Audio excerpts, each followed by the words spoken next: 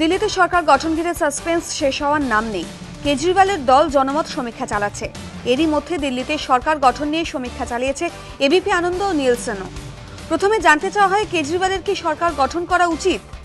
সমীক্ষা অনুযায়ী দিল্লির ৮০% মানুষ মনে করেন কেজরিওয়ালের সরকার গঠন করা উচিত হবে না মনে করছে ১৯%। এরপর জানতে চাওয়া হয় দিল্লিতে ফের নির্বাচন হওয়া উচিত কিনা।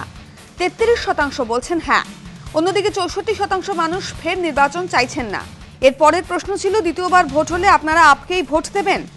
৬৪% বলছেন হ্যাঁ, না বলছেন ২৮%। ৮% মানুষ কোনো জবাব দেননি।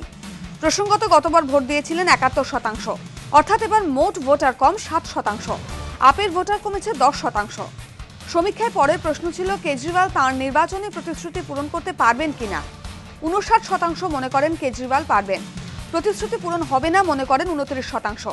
১২% কোনো জবাব দেননি। সমীক্ষায় যারা সামিল হয়েছিলেন তাদের অধিকাংশই মনে করছেন কেজরিওয়ালের সরকার গঠন করা উচিত। দিল্লির সেই ২৮টি কেন্দ্রেই এই সমীক্ষা চালানো হয়েছে, যেখানে জিতেছেন আপ প্রার্থীরা। মোট ১,৪৭০ জনের কাছে তাদের মতামত জানতে চাওয়া হয়েছে। উল্লেখ্য, গত ৮ই ডিসেম্বর দিল্লি বিধানসভা ভোটের ফলে দেখা যায় ২৮টি কেন্দ্রে জিতেছে এএপি। বিজেপি পেয়েছে ৩২টি। কংগ্রেসের দখলে ২৮টি আসন। সরকার গঠন করতে অস্বীকার করেছে বিজেপি। উল্টো দিকে কংগ্রেসের নিঃশর্ত সমর্থন পেয়েছে আপ। এরপরও সরকার বানাতে জনমত সমীক্ষার সাহায্য নিচ্ছেন কেজরিওয়াল।